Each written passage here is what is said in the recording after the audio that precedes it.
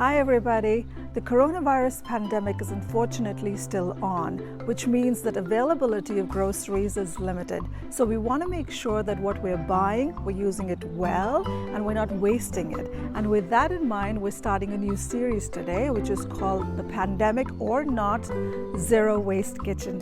So today we're talking about not throwing the danthal. And what is the danthal? The danthal is the back portion of a cabbage or a cauliflower that's delicious, and really it shouldn't be thrown away at all. It's really a treat in our house. We love it. Unfortunately, we love it so much that sometimes we'll just eat it raw and it doesn't even make into any of the recipes.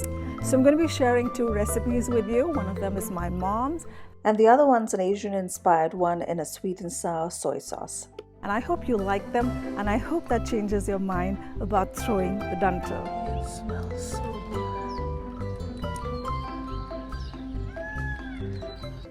So we'll begin by chopping off the danthal, and just want to make sure that when you're cooking with it, you're reaching out into all of those nooks and crannies, because even though I washed it really well, I still see a spot here or two.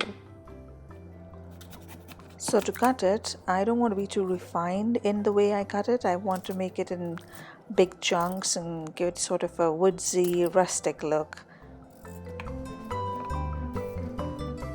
Here are some cabbage danthals that I'll cut into big chunks and add to the mix as well.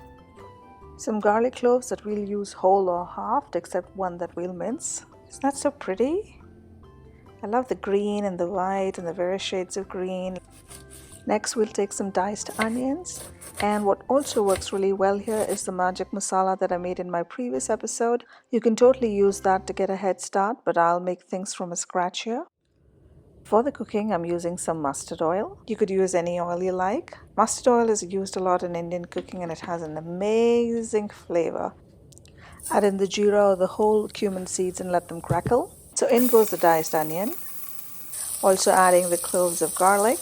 I'm going to finely dice up a little bit of a green chili there. That's a jalapeno, a leftover piece of jalapeno I had. So we'll give that a quick stir till the onions become translucent.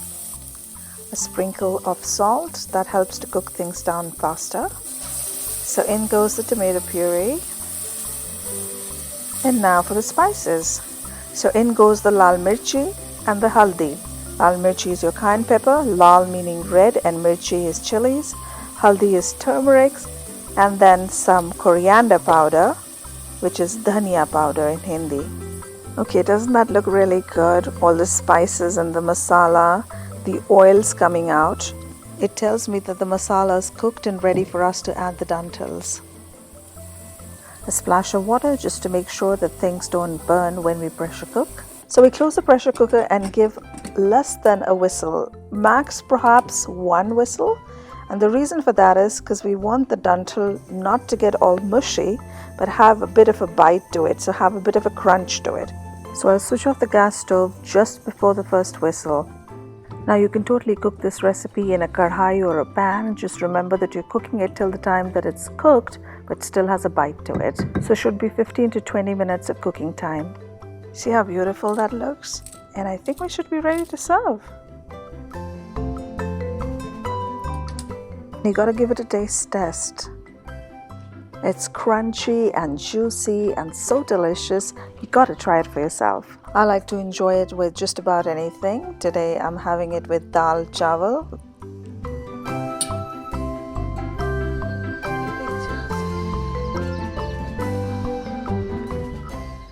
For Asian inspired danthal, we'll take again a few cloves of garlic, keep them whole or in halves, and one that we're gonna mince real fine.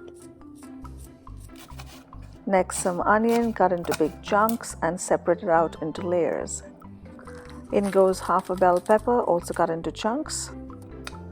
And finally the danthal. In this case, all I had was the cabbage danthal, so we're going to use that. We'll just cut it up into big chunks as well. Usually I like to cut the ingredients as I cook, but in Asian cooking, things happen so fast that you really have to do a lot of prep work and cut up your vegetables before you cook. And now to make that delicious and luscious sauce, we'll take about 1/3 of a cup of chicken or vegetable stock, about 3 tablespoons of soy sauce, a teaspoon of cornstarch and brown sugar, and some chili sauce. And we'll give it all a good stir.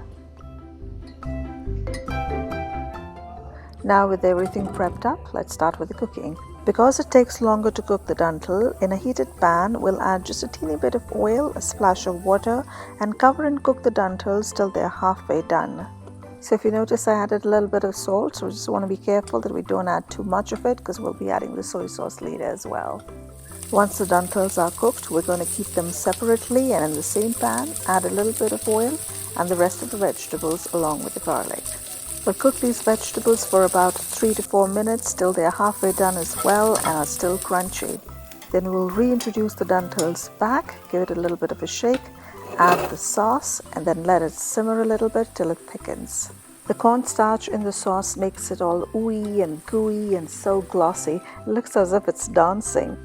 And there you have it, just the way I like it. Simple, quick, and flavorful.